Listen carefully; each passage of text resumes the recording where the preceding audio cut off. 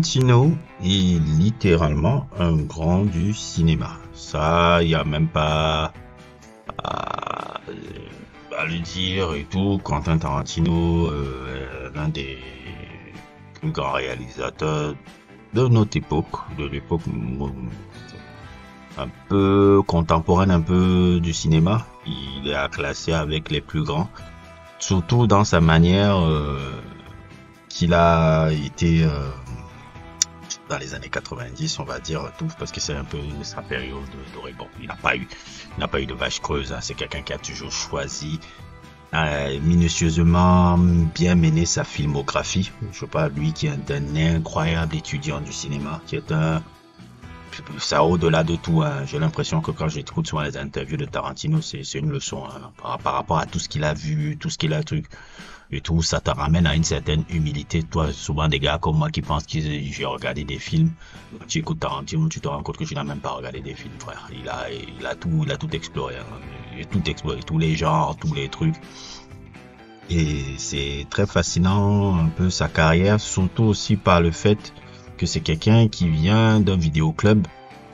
Vous vous rappelez un peu le vidéo archive là, comme vous voyez un peu sur les images là, qui a surtout aussi accentué encore l'immense culture cinématographique qu'il est, et qui lui est son ami de l'époque là, Roger Avary, qu'on a pu le voir après. Roger Avary revenait aussi avec quelques films un peu qu'il a produit aussi à l'époque où il n'était pas encore fâché, avant qu'ils reviennent ensemble là. Je parle de Killing Zoe. Je veux parler aussi de ce film avec James Van De Beek, j'oublie souvent qui était un peu la suite thématique un peu d'American Psycho, puisque ça se déroule un peu dans l'univers. J'oublie souvent le titre, je remets ça là en post-prod là et tout. C'est dans le même univers qu'American Psycho, puisque c'est tiré des deux bouquins de Bret Easton Ellis. Roger Avary aussi qui avait coécrit Pulp Fiction avec lui.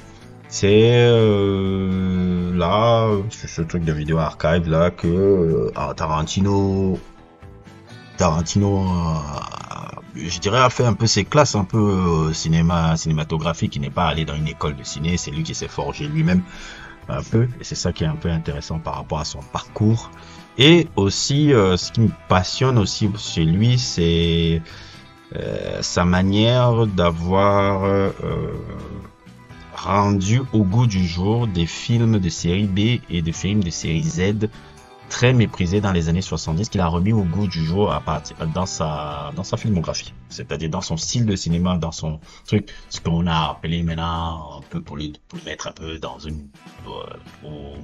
une case, parce que c'est toujours comme ça avec les gens.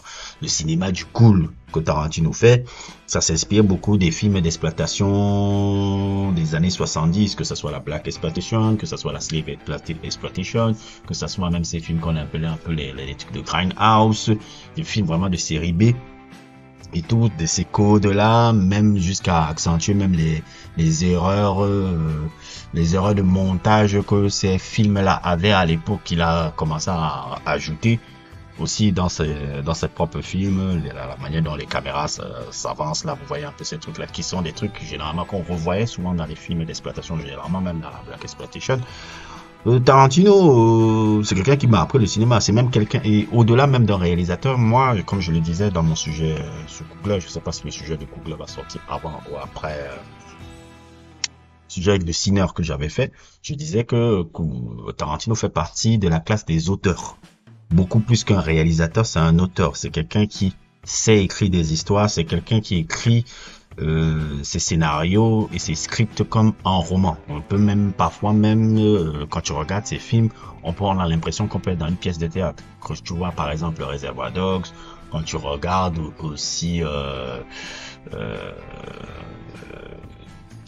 comment il s'appelle là, Hateful Eight, qui est un peu une sorte de western un peu très influencé de son film Reservoir Dogs, mais aussi de The Thing. Quand tu vois aussi beaucoup de scènes un peu dans le film dont on va parler aujourd'hui, qui est Django, ou la scène on appelle la scène de fin là où tout se déroule un peu dans cette salle là et autres et tout.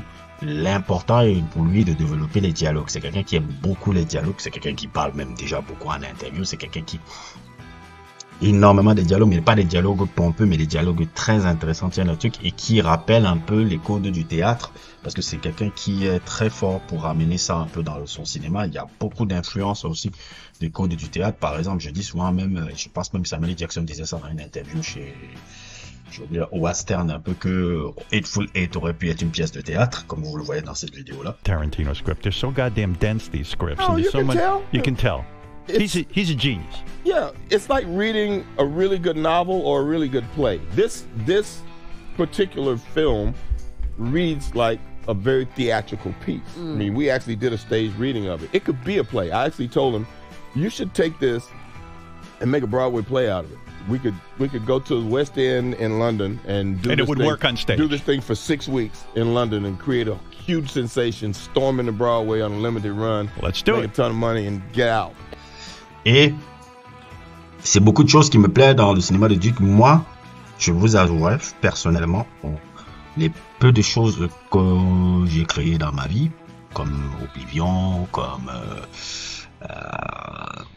comment on appelle ça là, comme Oblivion, comme Sandalman, ou plein de choses que j'ai partagé, j'ai fait un peu, même un peu dans la musique que j'ai fait. Tarantino m'a beaucoup influencé. Il m'a beaucoup influencé parce qu'il montre que dans la création, tu peux t'inspirer des choses qui ont été déjà faites. Et si tu mixes 1, 2, 3, 4 idées, tu peux créer quelque chose d'intéressant. C'est pour ça que c'est bon de développer une forte culture dans le domaine dans lequel tu t'intéresses, parce que ça permet de puiser les idées pour pouvoir créer et de faire un pastiche. C'est un peu comme un producteur de hip-hop qui sample un peu. On peut le comparer un peu à des RZA ou des N9 Wonder, un peu du hip-hop, du cinéma un peu. C'est la manière de sampler un plan, sampler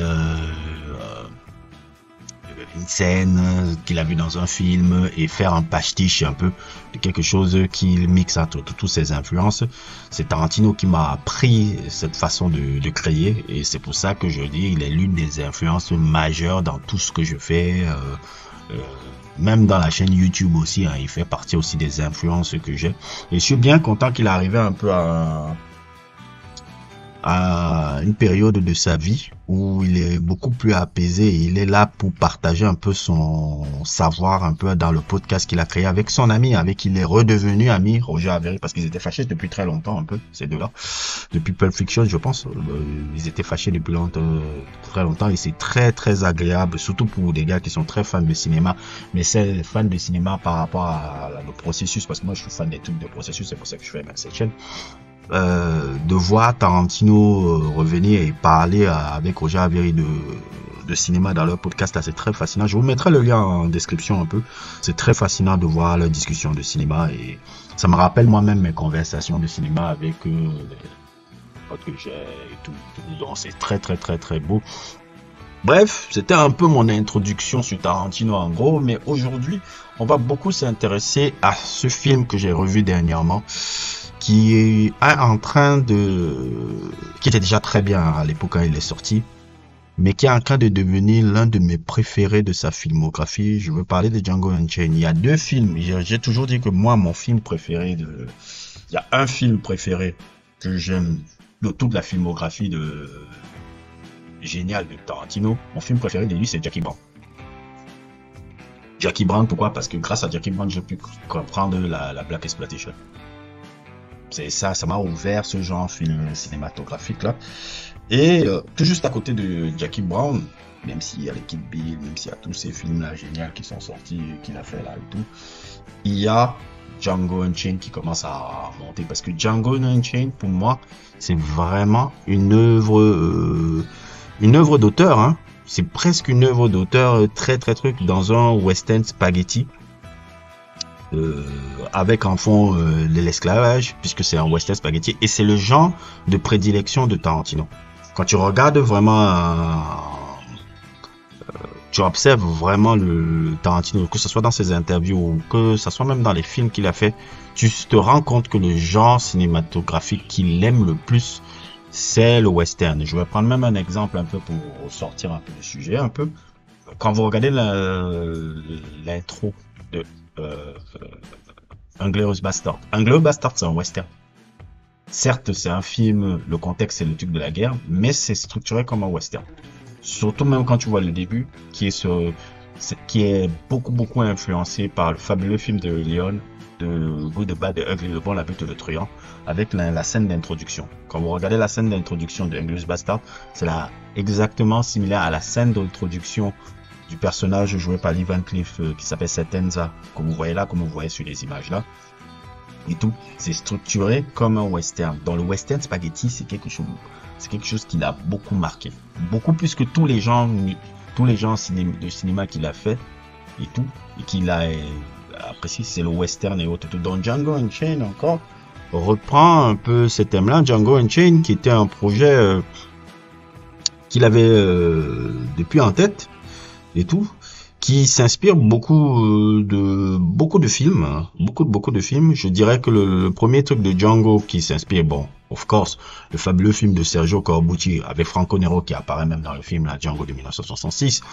Le Grand Silence aussi, parce que Le Grand Silence, ça je vous recommande ce western là, génial. C'est encore un western de Sergio Corbucci qui a inspiré même encore l'autre film de western qu'il va faire après, Hateful Eight, puisque c'est avant la sortie de Django Unchained et la sortie de Hateful Eight, c'était les seuls films le Grand Silence, c'était le seul film de western qui se déroulait en hiver. C'était le seul film qui se déroulait en hiver. Je vous raconte là, pour moi, je le place même au-dessus même des films de Sergio Leone, celui-là. Le Grand Silence, c'est pour moi le plus grand western jamais fait. Rien que pour la fin couillue que j'ai eu là. Les trucs, il y a beaucoup d'influences de ça. Et comme d'habitude, toutes les références un peu à la Black Exploitation, que ce soit des films comme Coffy, Foxy Brown dans le truc, le fait de renverser aussi les codes du western classique pour placer un héros noir au centre de l'intrigue, c'est quelque chose un peu qui était une marque de Black Exploitation subversive, et il emploie ça aussi dans le western. C'était pas le premier western qu'il a fait, qui a eu cette idée-là, ça il faut l'avouer. Il lui-même le disait même parfois dans des interviews. Le premier l'une des influences aussi par rapport à Django, c'est la trilogie Nigger Charlie, avec The Legend of Nigger Charlie, The Soul of Nigger Charlie et Boss Nigger, qui est une trilogie de western d'un esclave qui se libère et autres, et tout, pour tuer un peu du blanc, cowboy et autres et tout, qui est avec l'acteur phare un peu aussi des films de Black Exploitation, je dirais même Clint Eastwood des films de Black Exploitation, beaucoup plus même pour moi que Jim Brown et Jim Kelly, qui sont aussi des icônes de ce genre cinématographique. Fred Williamson est l'autre influence aussi par rapport à Django, et même Tarantino le disait, comme dans cette interview que vous voyez apparaître là, que si Fred Williamson était encore dans sa vingtaine, trentaine, c'est sûrement lui qui l'aurait choisi pour faire Django Unchained et tout.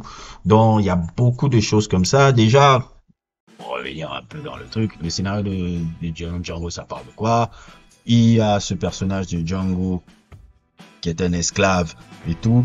Il fait la rencontre de ce personnage un peu très fantasque qui est un chasseur de primes qui s'appelle le Dr. Schultz, joué déjà par le génial Christopher Waltz, qui jouait déjà le fabuleux méchant dans Inglourious Bastard, qui a une très longue carrière déjà en Allemagne et en Europe, un peu dans le cinéma européen et autres et tout. Donc Tarantino en était un très grand fan. Moi humblement, moi je l'ai connu grâce à Tarantino, mais il a une très longue carrière en Europe avant de venir un peu aux États-Unis, exploser un peu avec ces films de Tarantino. Et il joue le Dr. Schultz. Le Dr. Schultz qui a un peu comment dire, on dit chasseur de primes, et autres, tout soi-disant dentiste, chasseur de primes, qui est à la recherche un peu de deux, trois, je dirais pas forcément esclavagistes, mais deux, trois bandits qui ont travaillé dans l'ancienne maison d'esclaves de Django. Il sait que c'est l'esclave Django qui peut le faire retrouver, et il en profite un peu pour le libérer et tout. Et comme c'est quelqu'un qui n'aime pas beaucoup aussi ce qui se passe aujourd'hui, c'est un certain blanc humaniste qui ne supporte pas le monde esclavagiste qui voit autour de lui, qui ne supporte pas le truc. Il veut aussi faire de Django son associé, et il va lui apprendre un peu les rudiments du métier, et c'est ce qui permet aussi à Django de pouvoir s'émanciper, de devenir aussi un esclave libre. Lui qui est déjà un gars, déjà quand on regarde un peu les scènes de flashback, qui n'était pas un esclave soumis déjà. Il était déjà un truc et il lui permet de pouvoir prendre un peu son destin en main et tout. Et le personnage de Django aussi a cette volonté de rechercher sa femme avec qui il a été séparé. Et toute la trame un peu du film un peu part vers là, dans cette long voyage qui les amènera à retrouver peut-être la femme de Django. Et c'est à peu près un peu ça le scénario, sans pour spoiler pour l'instant, pour les gens qui l'ont pas vu. Si je vais spoiler peut-être après la critique, mais en gros le scénario c'est un peu ça. Et franchement c'est un magnifique film, une fabuleuse œuvre de 2 heures qui aurait pu même être encore plus longue, 3 heures quand tu vois avec beaucoup de scènes qui ont été coupées dans ce film là. Et surtout aussi je vous conseille aussi de découvrir un peu le comic book qui apparaît sur votre écran. Le comic book c'est un peu le Django Unchained, toujours écrit par Tarantino, avec le script complet, avec des scènes un peu comme vous voyez là, des scènes qui n'ont pas été dans le film et tout, parce que pour peur qu'il y ait énormément de longueur dans le film. Et c'est ça, même quand je lisais le comics là, je me disais waouh, si on avait ajouté cette scène dans le film, si ça avait été, c'est pour ça que je suis d'accord avec Samuel Jackson, il faut qu'il me sorte une directeur cut et tout. Et c'est ça qui me plaisait dans ce film là, l'écho du western. Je suis un très grand fan de western, surtout de western italien aussi. Je fais un truc et voir comment. Et chaque fois que je vois ce film là, je me dis ouf, heureusement que ce connard de Will Smith n'avait pas, ils n'ont pas pris cet enfoiré. Parce que je sais pas si les gens le savent, mais l'un des premiers choix de Tarantino pour pouvoir incarner le personnage de Django, c'était You better listen to your boss, white boy. Oh, I'm gonna go walking in the moonlight with you. First of all, I heard about Django. I didn't even get the script, to be honest with you. I saw it on the internet where Will Smith was playing, and I was like, damn, another project that I didn't hear about. I had said yes to Django, but it was more about the creative direction of the story. It could have been the greatest black love story in history. Somebody takes his wife and he trains himself to go and retrieve his wife. And it was just that Quentin and I couldn't see. I wanted to make the greatest love story that African Americans had ever seen from American cinema. But with that story, I felt the only way I could make that movie is it had to be a love story, not a vengeance story. Will Smith qui devait l'incarner. Mais comme vous savez, Will Smith, c'est pas un acteur, mais c'est une movie star. Comme vous l'avez vu un peu dans mon sujet, j'ai fait toute une saga sur Will Smith. Si vous l'avez pas vu, n'hésitez pas à le regarder. Le lien sera en description, ça apparaît sur votre écran là. Et Will Smith, comme je vous avais expliqué sur ça, c'est pas un acteur, c'est une star, c'est une movie star, comme ils disent là-bas. Une movie star qui aime souvent imposer sa vision un peu de comment il va apparaître sur les films. Et lui, il avait une vision tout aussi débile sur le truc. Il voulait transformer ça en une sorte d'histoire romantique. Je dis déjà, je ne vois pas le culot de venir demander à Tarantino de changer son scénario, alors que Tarantino, tu suis son scénario ou tu ne viens pas dans son film. Et lui, il voulait imposer ça, comme vous le voyez dans cette interview-là.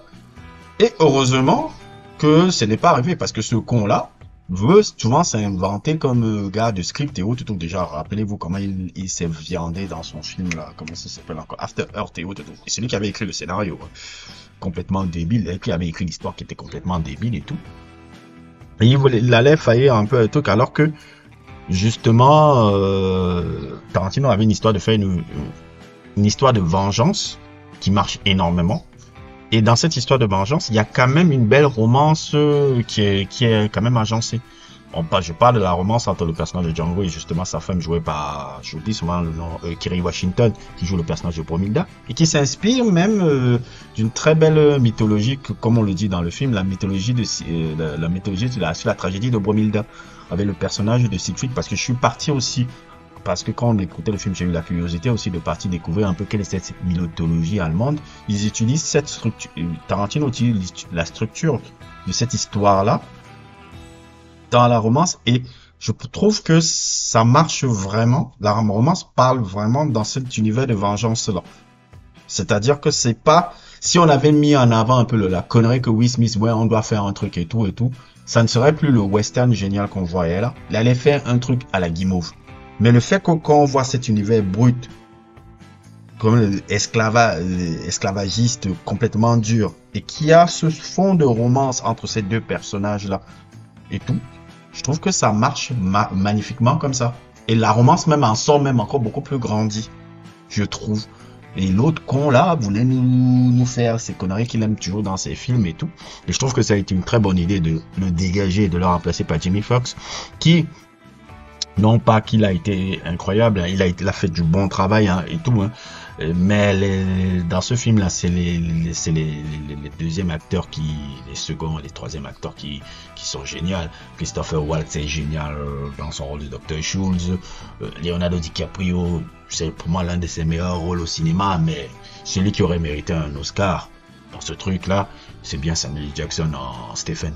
Stephen, mon Dieu, il a créé l'un des méchants les plus iconiques de l'histoire du cinéma, à placer à même niveau pour moi que Marlon Brando dans Apocalypse Now, que le colonel Kurtz dans Marlon Brando, le colonel Kurtz de Marlon Brando dans Apocalypse Now, ou bien Javier Bardem dans, on appelle encore le film des frères Cohen, là, No Country for Old Men, hein, il a placé dans ces grands méchants. D'ailleurs, même si vous le voulez, même encore une analyse beaucoup plus profonde du personnage, il y a cette fabuleuse chaîne dont je vous avais déjà parlé qui s'appelle Analyzing Evil, qui vous montre un peu la psychologie du personnage de méchant, qui est une chaîne dédiée énormément à tous les méchants de l'histoire du cinéma et de la littérature et même de l'animation japonaise et des séries et tout.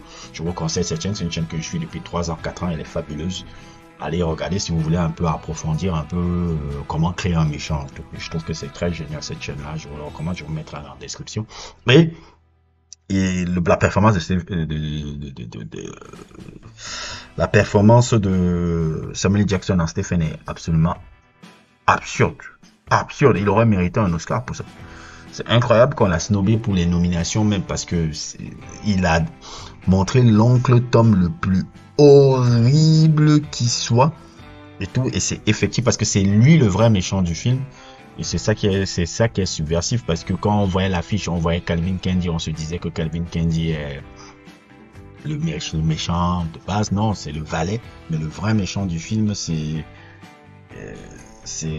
Stephen, et je trouve que c'était aussi très intéressant de mettre un peu ce propos là qu'on oublie souvent de mettre un peu dans certains films qui parlent des films d'esclavage, outre le méchant blanc certes, mais parfois aussi dans l'esclavage, et dans ces moments-là, on a souvent, et même dans nos vies de tous les jours, hein, moi je pense que je souffre un peu de ce genre de connards-là. Les nègres de maison, on en a beaucoup. Ce qui fait souvent même que le continent africain ne évolue pas, ou que toute la sans pour autant aller dans de la politique ou quelque chose comme ça. C'est qu'on a beaucoup de nègres de maison dans nos instances. On a beaucoup de nègres de maison et autres, et c'est les nègres de maison qui font souvent qu'on n'avance pas, beaucoup plus même que l'homme blanc occidental qui vient souvent essayer de soit de nous coloniser, soit de nos trucs. Il y a beaucoup l'homme noir aussi qui est ces nègres de maison là, et Stephen a représenté parfaitement ce type de personnage. Je trouve que c'était génial de le confronter à un autre nègre, à un autre noir, Django qui est un peu un noir libre et tout. Et il y a des scènes comme ça aussi qui m'ont beaucoup plu, hein. L'une des scènes aussi que j'ai beaucoup aussi aimé, qui a un sens un peu aussi très intéressant, c'est la scène d'apparition de Django avec cette tenue aristocratique bleue là, que je n'ai jamais vu. Je comprenais pas pourquoi il insistait beaucoup pour voir Django à ce moment donné du film avec cette tenue un peu cette tenue bleue là. Et quand je suis parti faire mes recherches, je me suis rendu compte que la tenue bleue de Django là, en fait, c'est inspiré d'une peinture. Une peinture aristocratique un peu d'un peintre anglais qui s'appelait Thomas Gainsborough, qui s'appelle The Blue Boy, qui est une tenue aristocratique du 18e siècle, avec un bleu intense, un jambon blanc, pose élégante, comme vous pouvez le voir et tout. Et derrière un peu l'histoire un peu de cette tenue là, en fait, cette tenue-là, un peu, c'est pour montrer un peu un sujet un peu qui était particulier sur un jeune homme qui est entre deux mondes. Le garçon qui est représenté serait un certain Jonathan Buttal, qui est un fils d'un riche marchand. Il porte un habit du siècle précédent, inspiré un peu de l'époque de Van Dyck, un peu une tenue à lancer, des trucs un peu que je comprends pas